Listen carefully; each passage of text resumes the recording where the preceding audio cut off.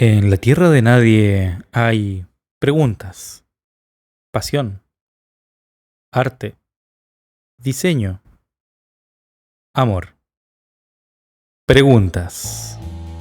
Te doy la bienvenida a otro episodio de tu podcast creativo La Tierra de Nadie. En el capítulo de hoy nos pondremos un poquito más romanticones y hablaremos sobre el amor como potencia creativa. Sí, escuchaste bien.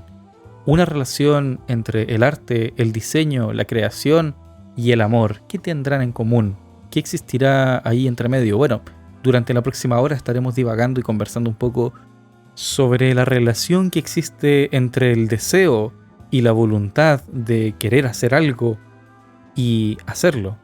¿Cuáles son los puentes que se construyen y qué tiene que ver la creatividad en todo esto? Así que ponte cómodo, cómoda.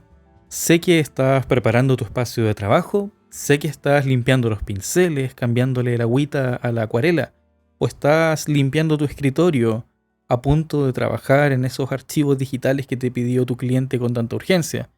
Sé que también estás esperando ese cafecito que te acabas de preparar. Y sé que también se te puede haber olvidado sacar el infusor de ese tecito que dejaste hace como 10 minutos.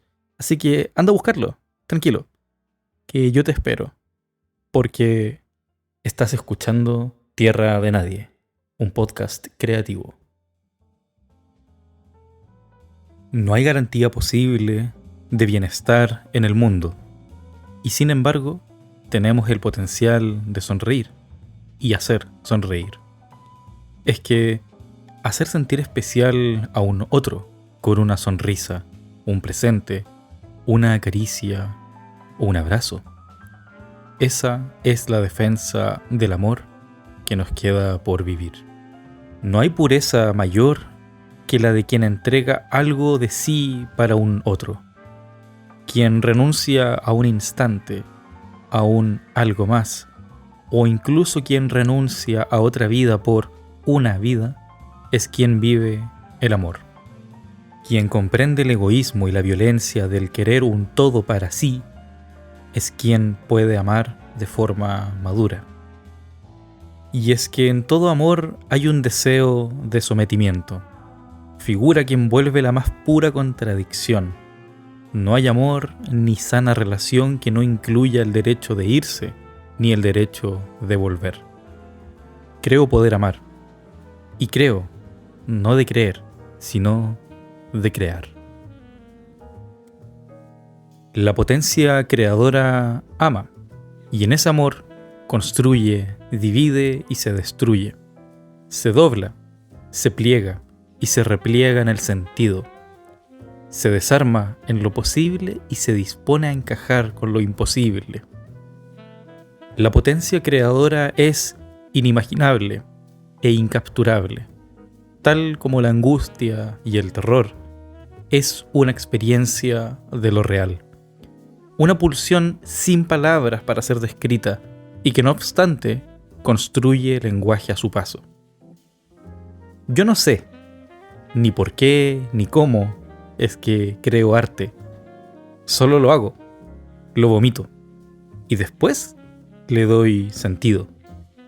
Luego de haber desgarrado el lienzo del sentido, me detengo, observo y pienso.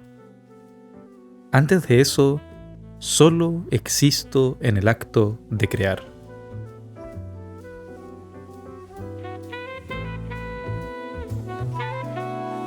Una de las mayores dificultades que he tenido a la hora de llevar adelante mi propio proyecto, mi marca, Nadie, es la de definir un propósito de marca.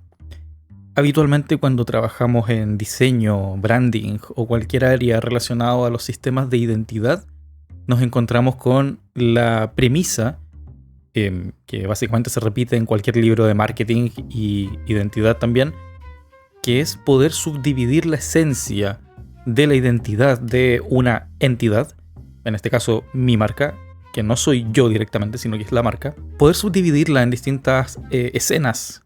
En una escena de lo que es la imagen, lo que se proyecta hacia el exterior, lo que es identidad, que se entiende como una autopercepción, lo que es la comunicación, lo que digo, cómo lo digo, y también lo que es la realidad, de qué tamaño es esta entidad, cuántas personas participan en la entidad, cuántas sucursales tiene, si se quiere decir, para una empresa, por ejemplo. Y la mayor dificultad siempre es poder darle un sentido narrativo, ese es el trabajo que hace el branding, por cierto. Y ese sentido narrativo tiene que ver mucho con el hecho de narrar una historia que tenga un sentido coherente, que tenga ciertos personajes, que tenga un conflicto.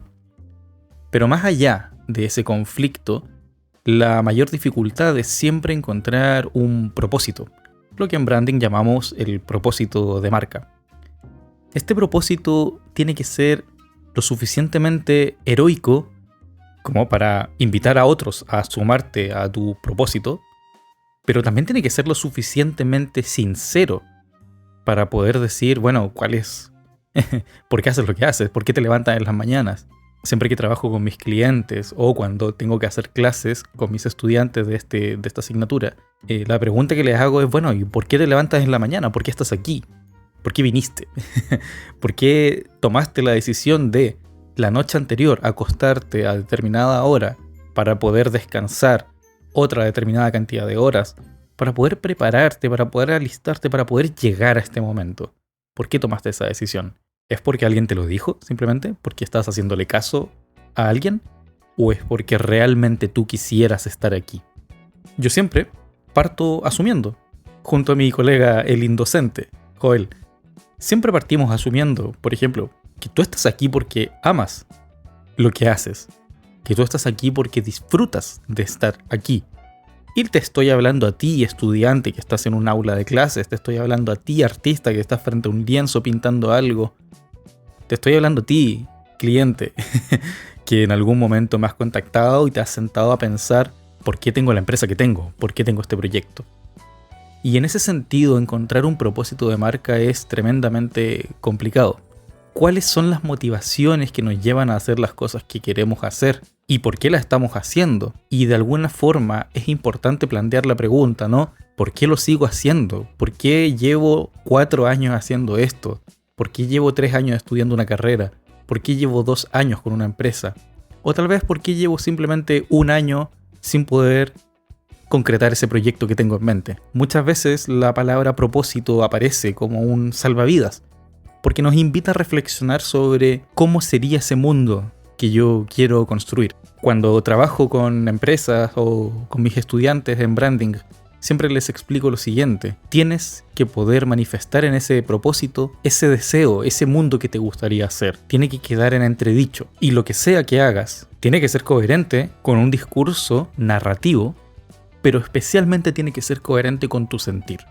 Si no es coherente con tu sentir, mejor no lo escribas. En este episodio te quiero comentar un poco sobre cuál es el propósito actual de mi marca. Justamente te imaginarás que como persona que trabaja en branding y en identidad, he pasado por muchas dudas y reflexiones al respecto.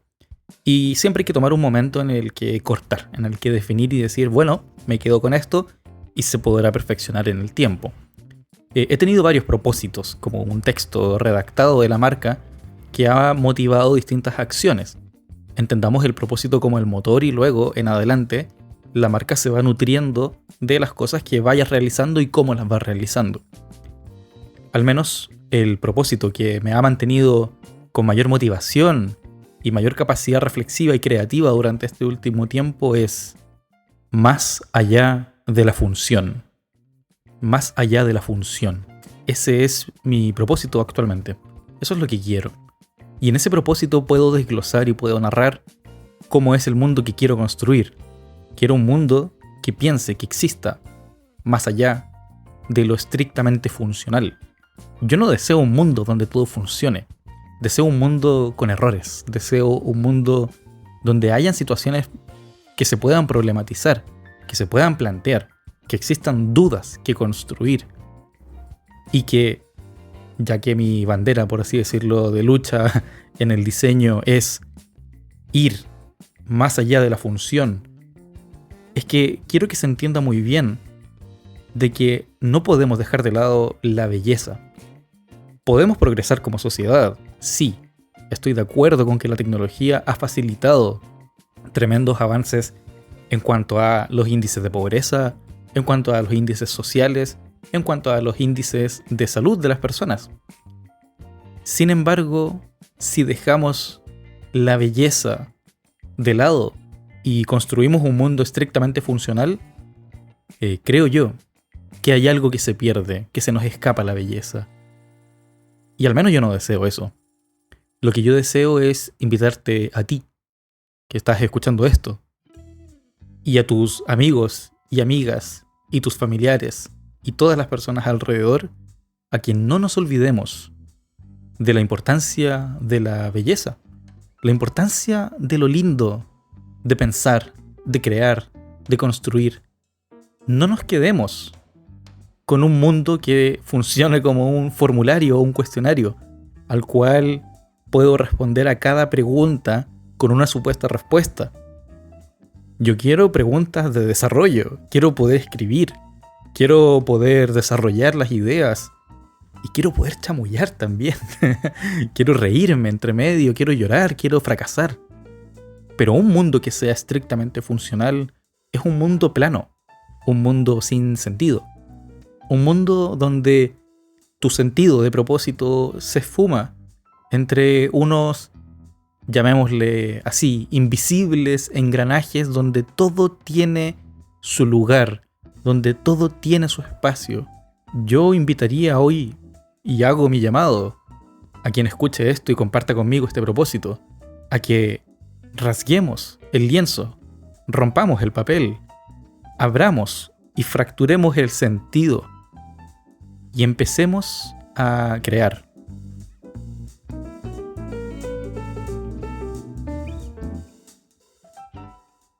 Aquí va mi intento de explicar lo inexplicable, por abordar lo inabordable y por vaciar lo que espera ser vaciado. Amar es armar. Este capítulo va dedicado a todo lo que amo intensamente. Desbórdate conmigo.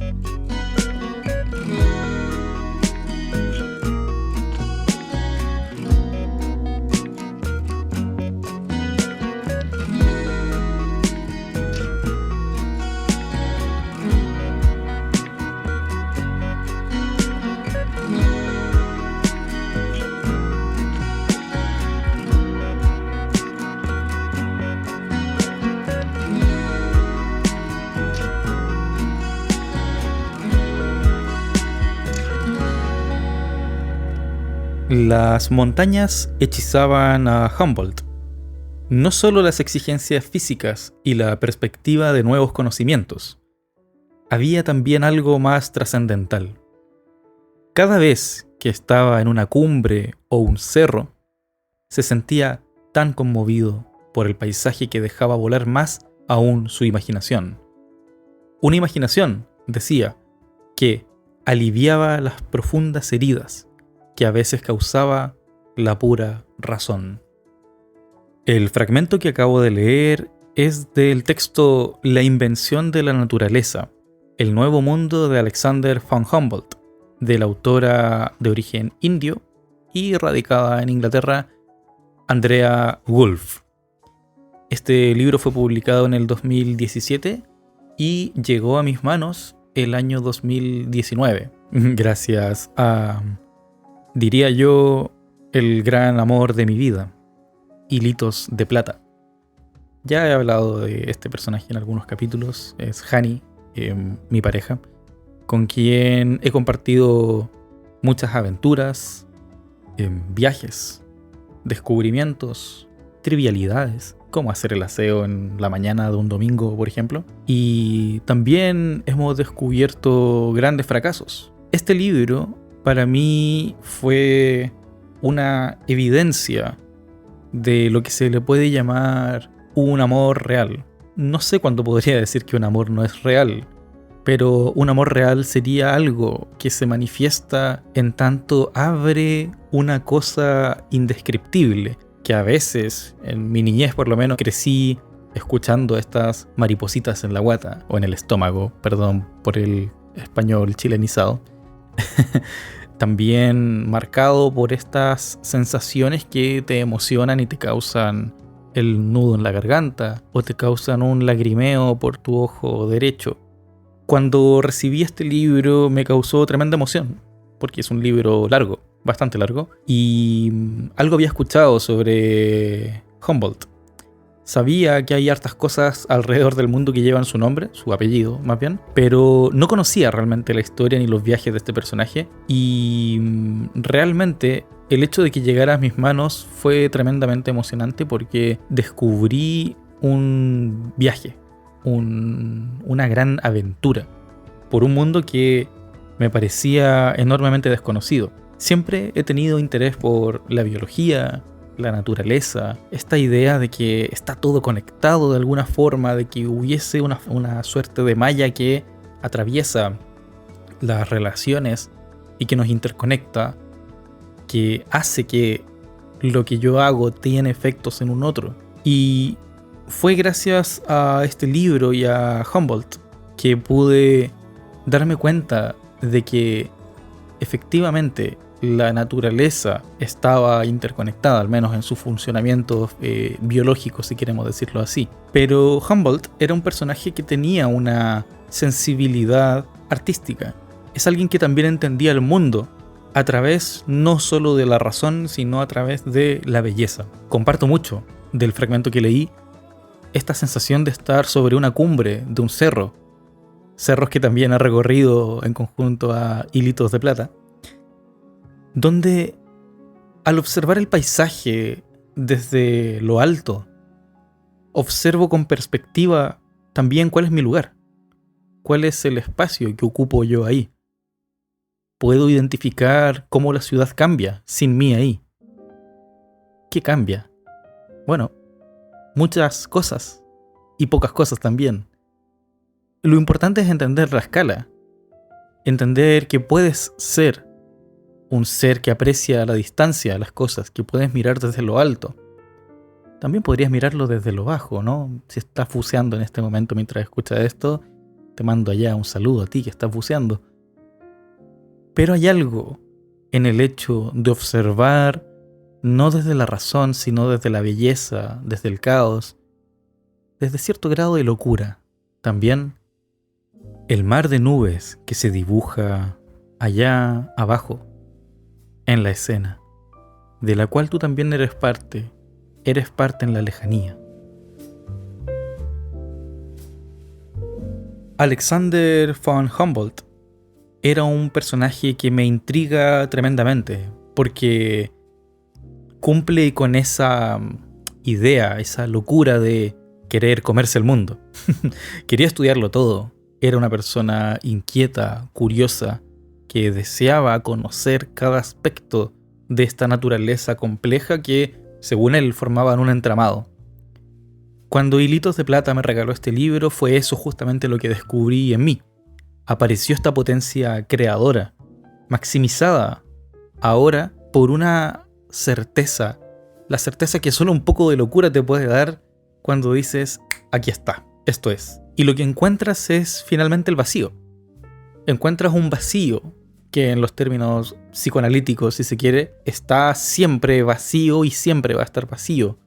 Una secuencia vacante en la cual tú constantemente intentas llenar ese vacío con distintas cosas. Porque solo puedes dimensionar el vacío real una vez que comienzas a tocar los bordes de este agujero, si se quiere poner en el término, incluso para que lo dimensionemos como tridimensionalmente.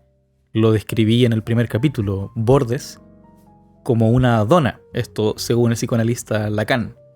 Como una dona en la cual hay un centro vacío, pero hay una estructura que está alrededor de ese deseo, donde se van formando bordes, donde se van formando estructuras litorales, en palabras de mi amigo el holobionte Elías. Cuando vamos construyendo cosas y fracasando y fallando constantemente es cuando vamos dimensionando la realidad de ese vacío. Y fue gracias a todas estas conjunciones de entidades que he ido mencionando, las cuales me hicieron entender que esta pasión que experimentaba yo por querer devorarme el mundo también, podía tener una palabra, podía darle un sentido.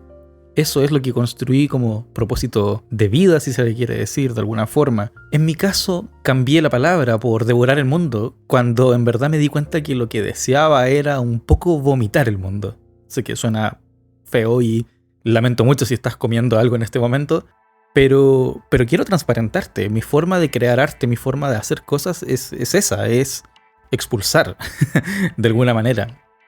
Para expulsar primero tengo que haber devorado algo, por supuesto. Y no creo que haya una forma o una estructura o un camino. Para utilizar un término más lindo ahora, le llamaré vaciar. Vaciar como sinónimo de vomitar, ¿no? Algo que te satura, pero que tiene que ser expulsado luego. En este vaciado es cuando aparece para mí la esencia de la creatividad. Yo no creo que la creatividad se pueda definir como palabras simples, no se puede definir como algo tan sencillo. Voy a citar a uno de mis profesores que tuve mientras estudié diseño gráfico, que decía que la creatividad era encontrar semejanzas donde todos ven diferencias y encontrar diferencias donde todos ven semejanzas.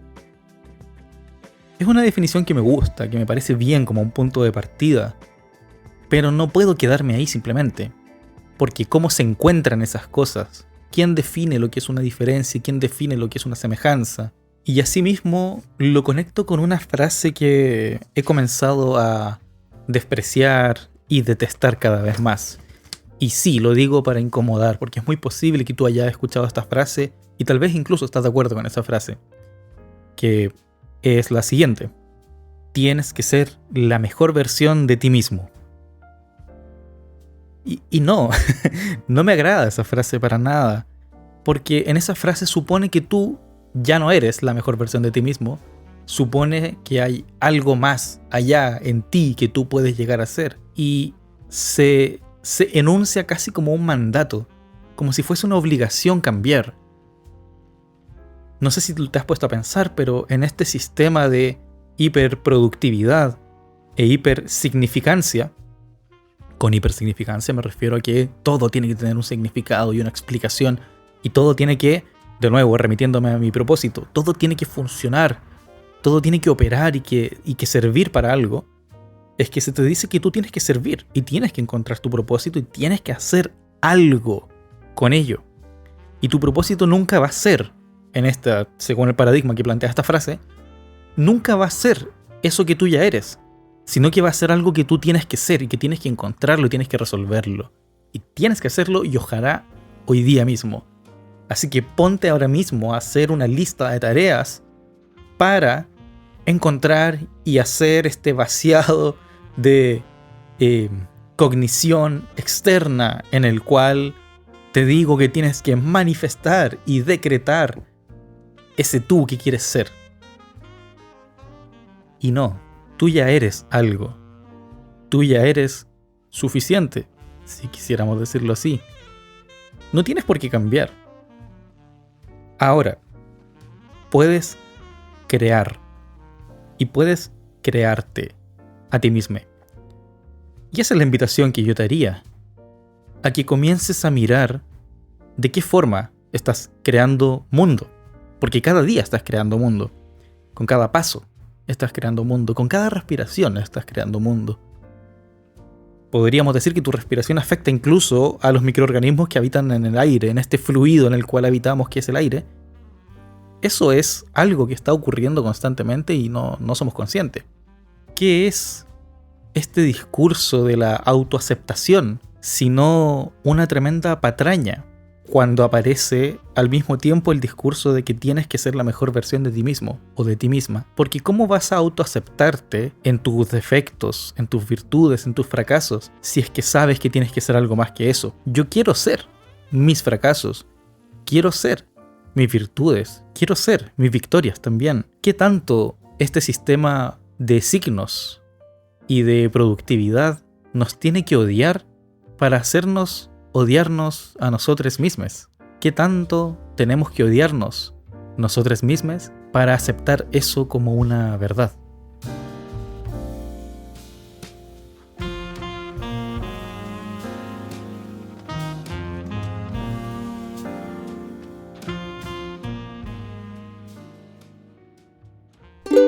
Ejercicios creativos en un minuto. Una nueva sección de tu podcast favorito, Tierra de Nadie.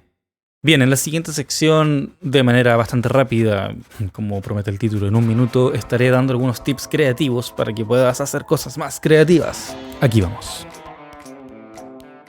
Oye, tú, que estás pintando con acuarela, anda a buscar un poquito de alcohol, un rociador, moja el papel y rocía unas gotas de alcohol. Sí, así mismo, que caiga el alcohol encima. Cuéntame cómo te quedó. Oye, disculpa que te moleste, que estás escribiendo, sí sé que estás escribiendo, pero mira, ¿probaste cambiando el narrador? Cambia el narrador, sí. Ponlo en tercera persona. Imagínate que tienes que explicarle todo, cómo se tiene que enterar de todas las cosas. ¿Cómo quedaría así?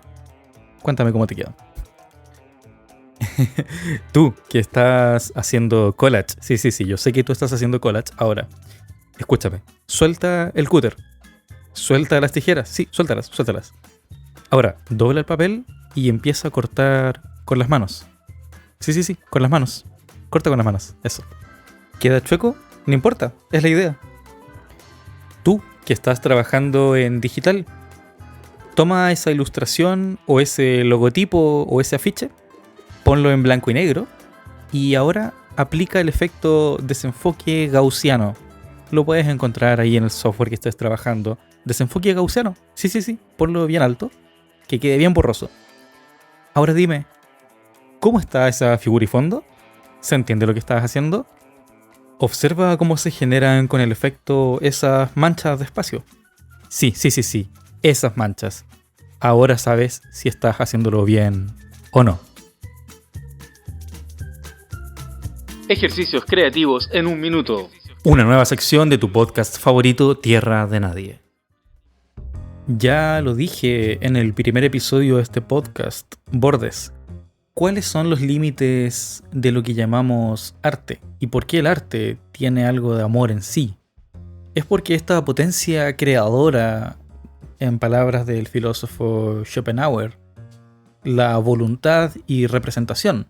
La representación como una cosa que es el mundo, todas las cosas que existen, que habitan en una escena, podríamos decirlo. Y la voluntad como la fuerza que amalgama y que destruye también esa representación. una voluntad que es un poco ciega, que no busca el bienestar, una voluntad que incluso destruye. ¿Qué sería el arte en ese sentido, si no es acaso establecer los límites, poner vallas a la experiencia de vivir? Solemos pensar que crear arte, que la potencia creativa está siempre en el inventar algo nuevo, en el diseñar una cosa que no exista, que nunca haya existido y que sea lo más original posible. Y yo creo que un poco lo contrario.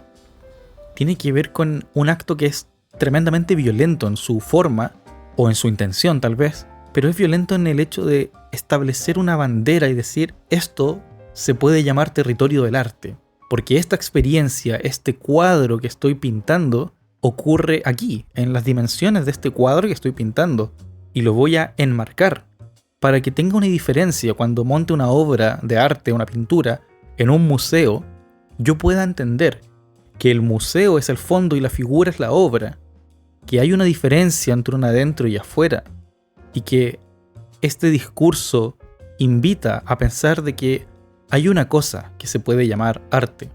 Y en ese sentido el arte va a ser el paisaje que se pintó. Un paisaje puede ser un paisaje figurativo o un paisaje abstracto también.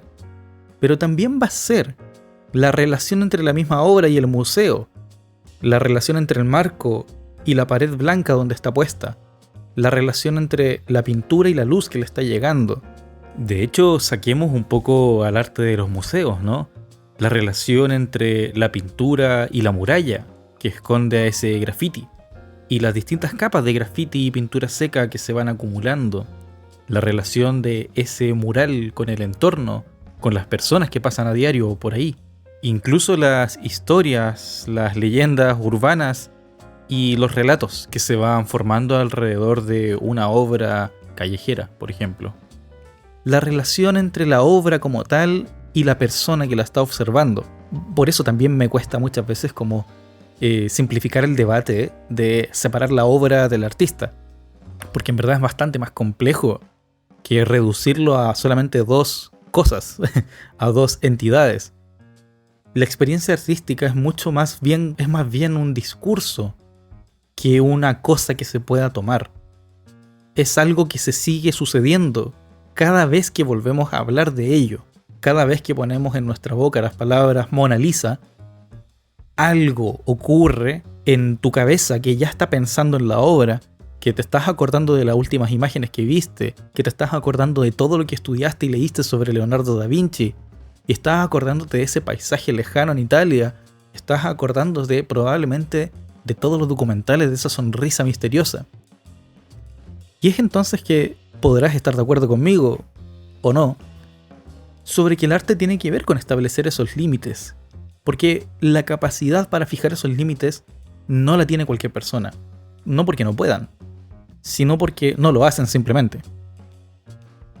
Ese es el valor de lo que hace un o una artista, que es decir esto sí y esto no, cortar, fracturar, desgarrar lo esperable, desgarrar el sentido y compartirte un pedacito de belleza que tal vez lo vieron y les gustó, que tal vez lo imaginaron y lo construyeron. Esa es la gran diferencia entre un artista o un artista y tú, que tal vez no estás haciendo arte en este preciso momento. El momento en el que yo te puedo delimitar una experiencia y entregarla, para que sea dicha y sea repetida por un otro en el futuro. Siempre que hablamos de arte tendemos a referirnos a la experiencia pictórica, ¿no? Al óleo, al acrílico, a la acuarela y los marcos del papel, que están como muy claramente definidos porque, vamos a decirlo entre comillas, ¿no? Sabemos que el mundo siempre funciona en estas tres dimensiones básicas que tiene que ver con la longitud, la altura y la profundidad. En ese sentido, una hoja de papel, para términos prácticos podemos llamar como un plano, también tiene profundidad, también tiene una dimensión de espacio entre el papel, la tinta, el lápiz que llegó al final, por ejemplo. Pero para fines prácticos vamos a decir que eso es una experiencia del plano. Siempre solemos hablar de la experiencia del plano en arte y es muy normal. De hecho, es una de las grandes acusaciones que hago al falso debate sobre si el diseño es arte o no. No es arte, porque diseño es diseño y arte es arte, y si comparten algo, para bien o para mal, tiene que ver con que produce objetos que pueden ser interpretados como arte a posterior, normalmente. Y esos objetos casualmente suelen ser planos, suelen ser obras, collages, posters, cuadros que generan diseñadores y que luego son llamados como arte. Objetos, también hay muchos objetos y prendas de vestuario, por ejemplo, que luego son interpretadas como arte. Pero quiero detenerme a pensar en la escultura, porque la escultura opera en el máximo, la máxima definición de esta tridimensionalidad del espacio. Una escultura es una obra que tú puedes observar desde distintos ángulos, desde distintas alturas, a distintas distancias. Es una obra que tú puedes, muchas veces, no siempre, tocar, manipular, que tú puedes atravesar muchas veces, instalaciones artísticas que tú puedes habitar. En eso hay creación. No da lo mismo cómo se camine al interior de una obra de arte. No da lo mismo cómo se observe la obra de arte. No da lo mismo cómo se tome la obra de arte. ¿Es acaso tu presencia un agente disruptor entre la obra y el espacio que habita? Si la obra es la figura y el entorno, el museo, el aire libre, el parque es el fondo, ¿qué eres tú dentro de esa obra?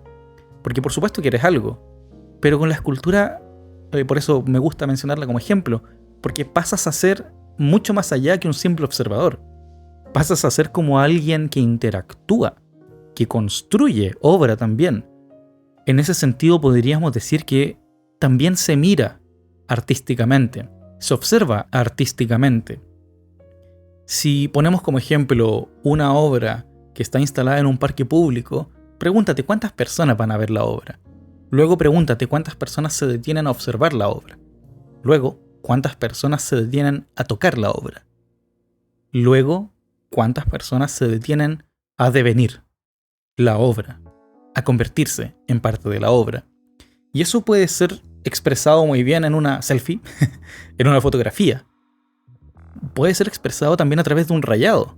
Puede ser expresado también a través de una conversación que tenga la persona con la obra, con la escultura. Y es ahí donde entendemos que la observación no es solo observación, también es intervención. Y cada forma de observar viene inscrita también con un discurso. Esta obra es fea, porque no me gusta.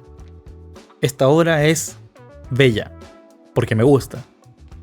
Esta obra está bien equilibrada, porque la composición me permite. Esta obra carece de equilibrio, porque no me transmite paz, por ejemplo.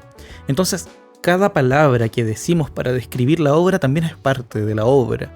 Y ese discurso viene inscrito no en un propósito, no en algo que quiera ser nuestra razón de existir, sino que viene inscrito en una forma que tenemos de referirnos al mundo que tenemos alrededor. Por eso, no da lo mismo cómo se escriba. Cuando escribes en tu mente las palabras para describir una obra de arte, no estás escribiendo cualquier cosa. Estás describiéndola con las palabras que te enseñaron tus padres, tus madres o las personas que se hicieron del cuidado de tu persona. No estás describiendo la obra aleatoriamente. Estás describiéndola con las palabras que aprendiste en la escuela. Y vaya, qué diferencias existen entre las distintas escuelas. Y vaya, qué diferencias existen entre las distintas familias. No se mira como se mira siempre. Se mira como tú miras. Y eso también es una forma de crear. Entonces queda la pregunta: ¿son los bordes los que delimitan la belleza? ¿Son los marcos de las obras los que definen qué es lo que entra a ser la experiencia artística y qué es lo que la separa del resto? Quiero acompañar todo este relato con una pequeña reflexión sobre el amor. Esa experiencia tan visceral, tan extraña, pero tan universalmente compartida Y es que hay muchas formas de amar, no hay una. Una de las formas de amar que entendemos actualmente es la manera romántica, que es como el cine, por ejemplo, como la televisión o la música nos han enseñado que se debería amar, que es un deseo carnal, espiritual, de encuentro, esto que los griegos llamaban el eros, en la medida en la que deseo habitar con un otro. El cine, como dice el filósofo Slavoj Žižek, es perverso, no solo porque nos muestre las maneras en las que las personas aparentemente se aman o se desean, sino que el cine es perverso porque nos está enseñando a desear, porque nos está enseñando una forma en la que tú debieses estar deseando las cosas. Y ese deseo, puesto en el cine, puesto en las imágenes que te llegan a través del marketing, de la publicidad, a través del diseño, está normalmente resuelto. Está listo, está cerrado. Eso es lo que no me gusta del diseño. Y por la razón que también me gusta y lo amo. Es porque normalmente cierra, corta, define y elimina toda posibilidad de cuestionamiento y toda posibilidad de pensar una nueva manera de interpretación de las cosas. A diferencia del arte, que es todo lo contrario, es una cosa que abre, que delimita fronteras que pueden ser justamente derribadas. Porque el arte en ese sentido no miente. El arte dice, aquí está el marco, aquí está el límite. Esta es la belleza litoral. De aquí para allá están los roqueríos y está el mar. Y en ese mar, anda a saber tú lo que encuentras. En diseño y los discursos de esto que he llamado en varios capítulos como semiocapitalismo, donde los signos son lo que importan, donde la comunicación es lo que importa, hago el paréntesis de, por algo hoy en día el meme es lo que domina las redes sociales, ¿no? Es cómo yo genero significado y genero sentido a través de determinadas imágenes y determinadas ideas. Pero en esa delimitación simplemente cierro el significado, cierro las ideas. En el diseño te entrego un texto terminado, un póster, un afiche finalizado, donde no hay nada que discutir, solamente hay que entender. Y yo no creo que sea así, no creo que tenga por qué ser así. Por eso te invito a pensar más allá de la función.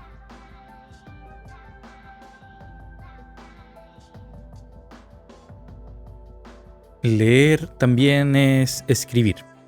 Y es que cuando estamos haciendo el ejercicio de integrar de alguna forma algo en nuestra mente, en nuestra vida, estamos también de alguna forma creando un espacio en el cual ese algo existe. Y no da lo mismo cómo se lea, de igual forma que no da lo mismo cómo se escriba. La manera en la que eso se inscribe cuando lo estás escribiendo, suena un poco confuso, pero ya llegaré al punto, es justamente tu manera de interpretar la realidad y por ende tu manera de crear esa realidad que tú estás viviendo. Si tú lees un texto esperando encontrar algo, lo más probable es que lo encuentres. Si tú lees esperando no encontrar nada, lo más probable es que no lo encuentres. Eso resume de manera bastante simple cuál es la idea que tenemos sobre el lenguaje y también esta frase que muy postmoderna y que sigue dando vueltas por ahí, de que el lenguaje construye realidad.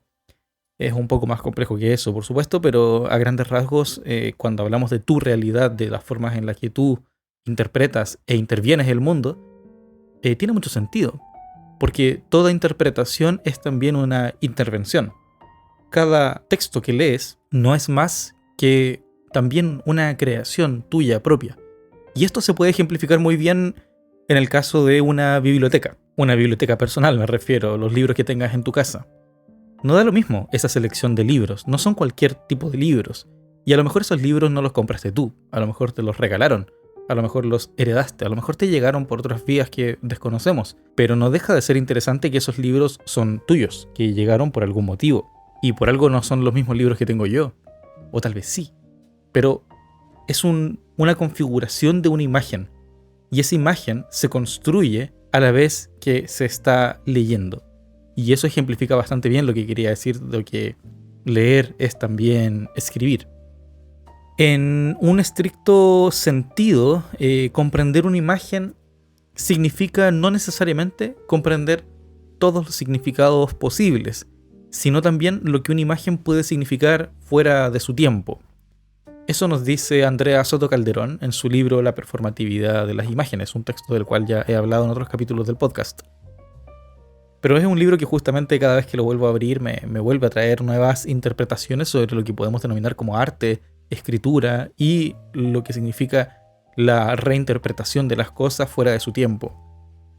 Qué interesante es poder entender que la diferenciación entre algo que abre oportunidades, que abre significados, es una posibilidad del modo de ser artístico de una cosa. Me remito nuevamente a uno de los pies forzados con los que inicié este capítulo, que tiene que ver con el amor. El amor como una cosa, fuerza, acto, herramienta, llámale como quieras. Pero ese algo que permite no solamente entender qué es lo que significa amor de por sí, sino cómo el amor significa también en todas sus capas y dimensiones posibles. Cómo intentamos capturar algo en el lenguaje y ojalá mantenerlo retenido en una carta, en un texto, en un poema, en una canción, en una fotografía, en un momento, en el instante en el que una pareja decide comenzar a ser una pareja. Todo eso no son más que algunas de las significancias posibles que tiene la palabra amor. Pero vaya que es relevante también hacer el ejercicio de pensar que en ese amor también hay una creación. En ese decir te quiero, te amo, existe también una creación que es inherente a tu lenguaje. Y desde esa perspectiva podríamos decir que lo más relevante no es el significado posible, literal, que tenga la palabra amor para ti, sino qué es lo que puede significar esa palabra amor cuando se analiza desde otro tiempo, cuando se analice desde el futuro y tus nietos y nietas estén evaluando cómo fue la relación de sus abuelos, abuelas, cómo se hablará de esa relación cuando hayan pasado siglos. ¿Se hablará de eso? Y justamente esa es la idea que estamos construyendo hoy en día y que tal vez no estamos siendo, y a la cual tal vez no estamos siendo tan conscientes. Me refiero a dejar fotos subidas en redes sociales, Instagram por ejemplo, porque también es importante entender que de la manera en la que estamos escribiendo el amor es justamente una de las formas de las cuales se va a interpretar en el futuro, pero que sin embargo va a ser interpretado desde otro lente, desde otra mirada, tal como hoy en día interpretamos con otro lente y otra mirada las historias del pasado. Comprensión que también es creación que se da en esos intersticios, nos dice Andrea Soto Calderón. Hay una capacidad creativa de por sí en el amor como historia, en el amor como narrativa, en el amor como fuerza para construir un relato. Y ese es el relato que te invito a construir el día de hoy. Porque hoy en día el arte como tal ya no existe tal vez para llevar las formas de la belleza hasta los dioses, ni tratar de generar una visión apoteósica de la experiencia del vivir, sino que el arte hoy en día tiene mucho más que ver con algo relacional, con cómo se reorganizan, cómo se generan y se leen estos espacios que hoy en día existen dentro de las fracturas del sentido, como le he llamado varias veces durante este capítulo. Cuando el arte está abierto, no solamente está abierto porque se le deje abierto, está abierto porque cuando se lea, se leerá de forma abierta, se leerá desde otro lado que hoy desconocemos. El amor también como un acto creativo, en la medida en la que no se ama solo un presente, no se ama solo a una persona o un algo en un momento determinado, sino que también se ama a su recuerdo y se ama aquellas cosas que nos hizo sentir. Y eso mismo pasa con la experiencia artística. Sigo citando del mismo libro. El recuerdo se perfila en los costados de la percepción. Se crea a medida de la percepción misma. Algo similar podemos decir de las imágenes. No se forman de una vez, sino que siguen ampliando sus resonancias y en ellas siguen su proceso formativo. Y es bastante similar a lo que mencionaba hace un rato sobre el deseo como un vacío y estos litorales que son los errores, los fracasos o finalmente los hitos que marcamos para referirnos a una historia.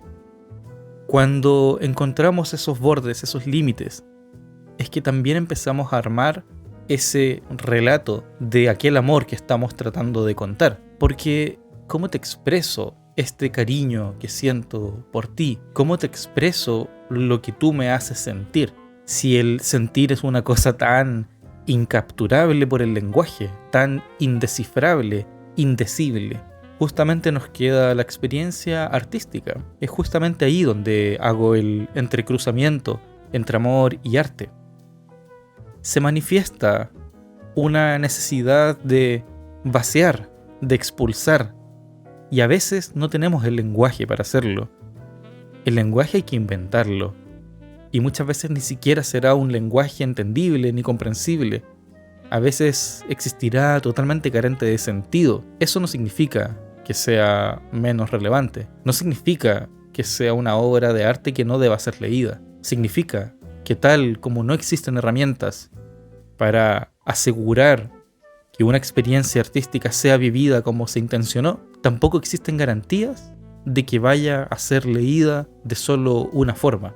Ese amor estará abierto a la interpretación y por ende, el recuerdo de ese amor estará abierto siempre a una creación constante. Retomando algunos de los fragmentos que escribí y leí al comienzo de este capítulo, en el que mencionaba que, claro, no hay pureza mayor que quien entrega algo de sí para otra persona. Eso de que quien renuncia a un instante de su vida o algo, o a esta idea de que hay algo más allá, para entregarle una vida a otra persona es quien vive el amor realmente. Y quien comprende que en el amor también hay egoísmo y también existen ideas de sometimiento, que no solo es el sometimiento para un otro, es el autosometimiento también, que no tiene que ver con un someterse negativo, no quiero que se entienda así. Quiero que se entienda con el hecho de poder renunciar a ciertas cosas y decir, bien, aquí me quedo. Esto es lo que vale la pena hacer. Hay una figura que envuelve la más pura contradicción en el amor, ya que no hay amor ni sana relación que no incluya el derecho de irse ni el derecho de volver. Y así, con esa puerta abierta, con esos límites, con ese marco y ese umbral que se decide voluntariamente no cruzar, es que se entiende que hay una obra que se está construyendo, hay un relato que se está escribiendo, hay una figura y un fondo que diferenciar. Hay entonces una afirmación, una marca propositiva y una intención creativa. Creo que este episodio es parte fundamental de un manifiesto, una declaración de principios. Amar lo que se ama y diseñar nuestro propósito en virtud de la experiencia artística. Encontrar esa relación entre el crear, el amor y la pasión que se experimentan por las cosas y, como he dicho tantas veces, romper el sentido, rasgar el lienzo, ir mucho más allá de la función.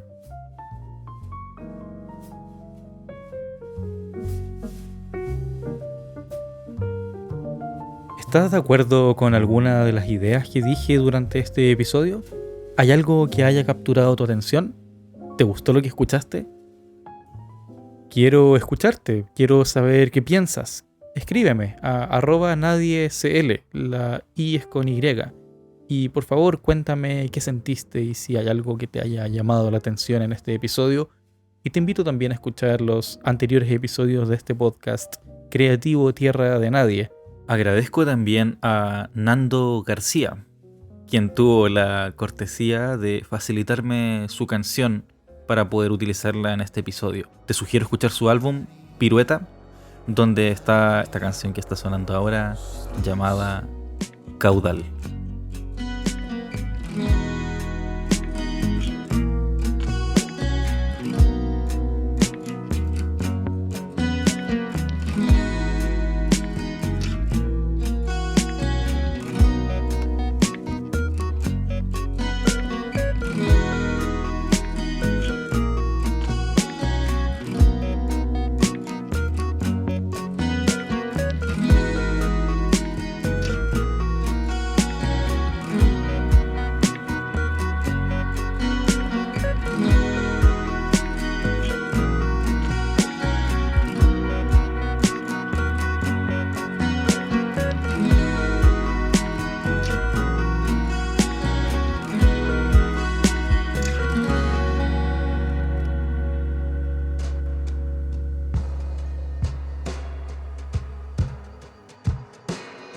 Tierra de Nadie, un podcast creativo.